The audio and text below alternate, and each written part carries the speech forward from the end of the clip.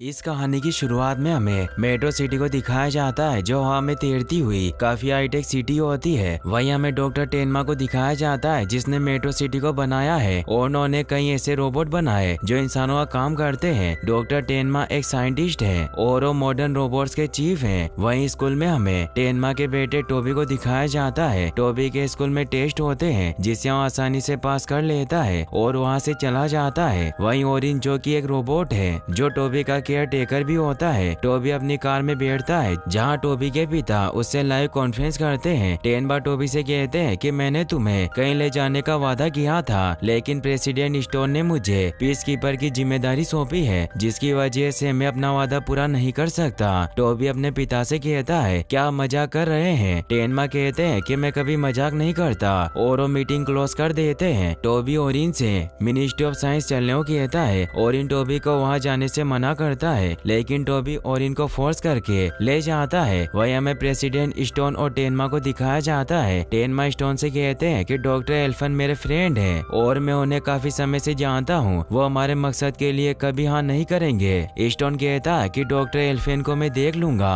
Tobey भी अपने पिता के पास चला जाता है और कहता है कि मैं वो डेमो स्टेशन देखना चाहता हूँ जिसके बारे में आप हमेशा बात करते हैं। स्टोन टोबी को अपने साथ आने के लिए कहता है। टोबी स्टोन से कहता है कि डी क्लास इंटरसेप्टर टेक्नोलॉजी काफी पुरानी हो गई है और उसका यूज भी सभी जगह बंद कर दिया है। स्टोन टोबी की बातें सुनकर अपने रोबोट से उसे दूसरी जगह ले जाने को कहते हैं। वहीं डॉक्टर एल्फेन सभी लोगों को ब्लू कोर एनर्जी के बारे में बताते हैं और कहते हैं कि न्यूक्लियर से काफी ताकतवर और कंट्रोल बल है और इसका उपयोग सही से किया जाए तो इससे दुनिया को बदला जा सकता है। डॉक्टर एल्फन कहते हैं कि ब्लू कोर एनर्जी के साथ उन्हें नेगेटिव रेड एनर्जी भी मिली है जो काफी खतरनाक है। स्टोन अपने रोबोट से रेड और ब्लू एनर्जी को ले जाने को कहते हैं। स्टोन एल्फन से कहता है कि मुझे एक बार फिर से चुनाव जीतने हैं और इस वजह से ब्लू कोर एनर्जी मुझे चाहिए जिससे मैं आर्मी को ताकतवर करूंगा और मैं फिर से चुनाव जीत सकता हूँ। वहीं रोबोट टोबी को कमरे में बंद कर देता है लेकिन टोबी रोबोट को चकमा देकर वहाँ से निकल जाता है। वहीं टेनमा पीस कीपर रोबोट को शुरू करने को कहते हैं और पीस कीपर में ब्लू कोर एनर्जी लोड करने लगते हैं। स्टोन उन्हें ऐसा करने से रोकता है और नेगेटिव एनर्जी को रोबोट में लोड कर देता है और कहता है कि मुझे प्रेसिडेंट के चुनाव जीतने हैं इसीलिए रोबोट ताकतवर होना चाहिए। स्टोन रोबोट में नेगेटिव एनर्जी लोड करने के बाद उसे टेस्ट करने लगता है। टोबी भी डेमो स्टेशन पर आ जाता है। रोबोट काफी अच्छा काम करता है लेकिन अचानक रोबोट लोगों पर हमला करने लगता है जिसे रोकने के लिए टेनमा दरवाजे को लगा देते हैं लेकिन टोबी अंदर ही रह जाता है। टेनमा टोबी को निकालने के लिए दरवाजा खोलने की कोशिश करते हैं लेकिन दरवाजा नहीं खुलता और दरवाजे को तोड़ने के लिए अपनी पावर का यूज करता है जिससे टोबी मर जाता है। डॉक्टर एल्फन रोबोट को रोकने के लिए ब्लू कोर एनर्जी का यूज करके रोबोट को डिस्ट्रॉय कर देते हैं। टेनमा टोबी को याद करते हुए रोने लगते हैं और उन्हें टोबी की केप से एक बाल मिलता है जिससे वो एक ऐसा रोबोट बनाते हैं जिसमें सारी खूबियां और याददाश्त टोबी की होती है। टेनमा डॉक्टर एल्फन से ब्लू कोर एनर्जी मंगवाते हैं और अपने रोबोट में डाल देते हैं जिससे वो काफी शक्तिशाली और हुबू टोबी जैसा बन जाता है। टेनमा रोबोट को देखकर काफी खुश होते हैं क्योंकि टोबी एक रोबोट है और उसके अंदर सारी यादें और हरकतें टोबी की है जिससे टेनमा को लगता है कि उनका बेटा है। वहीं अगले दिन जब टोबी उठता है और अपने डैड से पूछता है कि क्या मैं बीमार हो गया था। टेनमा उसे कहते हैं कि तुम बीमार नहीं हुए और उसे गले लगा लेते हैं और इन जब टोबी को देखता है तो चौंक जाता है क्योंकि उसे टोबी रोबोट दिखाई देता है लेकिन उसे कुछ समझ नहीं आता और वहाँ से चला जाता है। टोबी के पिता उससे कहते हैं कि तुम्हें अब स्कूल जाने की जरूरत नहीं, मैं तुम्हें घर पर ही पढ़ाऊंगा और मेरा काम अब से तुम्हारे साथ रहना ही है क्योंकि टोबी मर चुका था लेकिन टेनमा टोबी की यादों के साथ वक्त गुजारना चाहते थे। टोबी ये बात सुनकर खुश होता है। टेनमा टोबी को पढ़ाने लगते हैं और उसे कुछ क्वेश्चन हल करने को देते हैं। टोबी सारे आंसर जल्दी से देता है और सवालों को रोबोट बनाकर नचाने लगता है। टेनमा टोबी पर गुस्सा होते हैं और उसे कुछ किताबें लाकर देते हैं और कहते हैं कि इन्हें पढ़ने की कोशिश करो और वहाँ से चले जाते हैं। टोबी किताबों को देखता है और उनके पेज फाड़कर खिलौने बनाकर और इनके साथ खेलने लगता है। टेनमा रूम में आते हैं और टोबी से कहते हैं कि मैंने तुम्हें किताबें पढ़ने के लिए दी थी और तुमने इन्हें फाड़ दिया। और इन कहता है कि टोबी को ऐसा करने को मैंने कहा था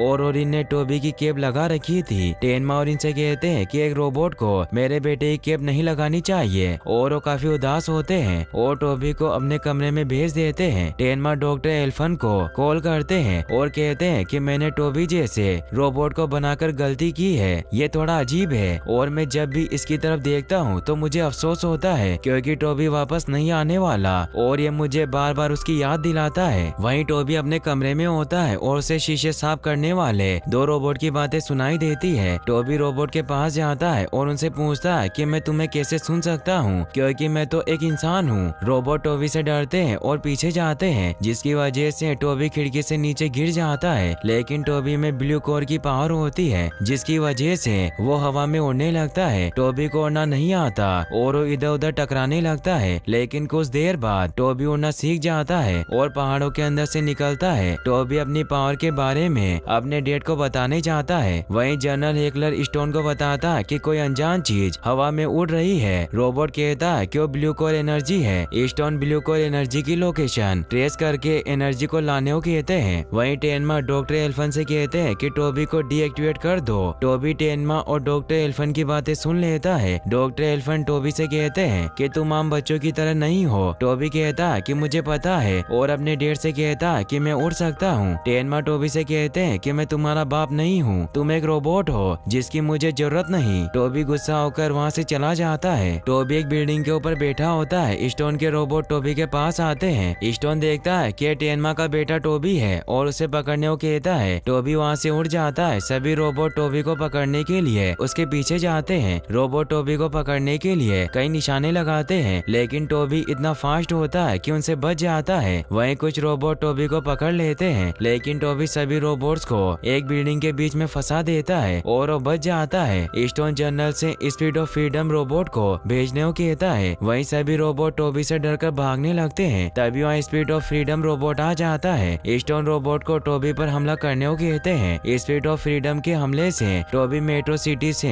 नीचे गिर जाता है। स्टोन टोबी को पकड़ने के लिए सिटी में इमरजेंसी लागू कर देता है और सभी फौजियों की छुट्टियां कैंसिल कर देता है ताकि टोबी जल्दी से पकड़ा जाए। वहीं टोबी जमीन पर टूटे रोबोट के कबाड़े में पड़ा होता है। सभी रोबोट भूत की तरह टोबी के पीछे पड़ जाते हैं, जिसकी वजह से टोबी नीचे गिर जाता है। टोबी के पास एक रोबोटिक कुत्ता आता है जिसका नाम ट्रेशकैन होता है। ट्रेशकैन टोबी को अपने साथ ले जाता है और एक गड्ढे में धक्का दे देता है। टोबी गड्ढे में लगे जाल में फंस जाता है और उसे कुछ बच्चे पकड़ लेते हैं। टोबी को देखकर सभी कहते हैं कि कोई रोबोट नहीं, एक बच्चा है। टोबी सभी बच्चों से कहता है कि मैं एक इंसान हूँ और मैं मेट्रो सिटी से आया हूँ। यह सुनकर कोरा नाम की एक लड़की काफी खुश होती है क्योंकि टोबी मेट्रो सिटी से आया था और कोरा को मेट्रो सिटी काफी पसंद थी। जेन नाम का एक लड़का टोबी से पूछता है कि तुम यहाँ क्या लेने आए हो। टोबी कहता है कि मैं किसी की तलाश में यहाँ पर आया हूँ। सभी बच्चे टोबी को अपना नाम बताते हैं। तभी 3 रोबोट स्पार्क्स, फ्रीज और रोबोट्स की टोबी को पकड़कर वहाँ से ले जाते हैं और टोबी से कहते हैं कि तुम अब आजाद हो। स्पार्क्स रोबोट से उसका नाम पूछता है तो अपना नाम टोबी बताता है। स्पार्क्स के साथी को टोबी नाम पसंद नहीं आता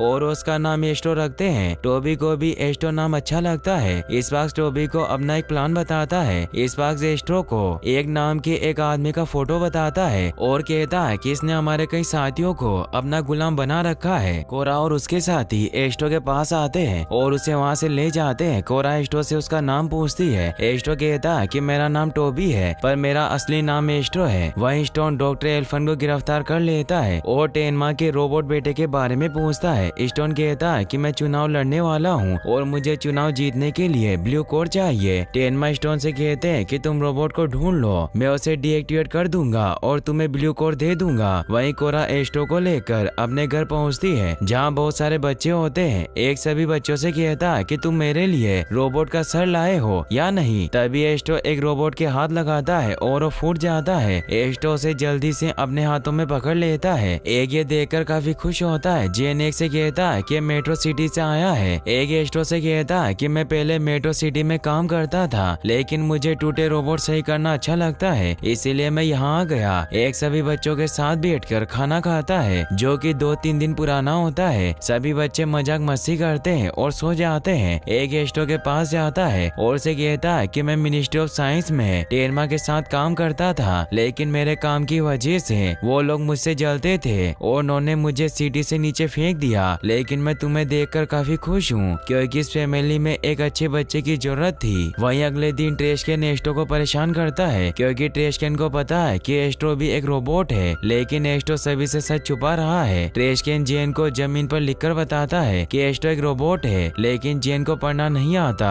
एस्ट्रो को एक पुराना रोबोट दिखता है जिसके बारे में वो अपने साथियों को बताता है। कोरा एस्ट्रो से कहती है कि यह काफी पुराना रोबोट है और इसका वजन भी बहुत ज्यादा है, इसीलिए हम इसे नहीं ले जा सकते।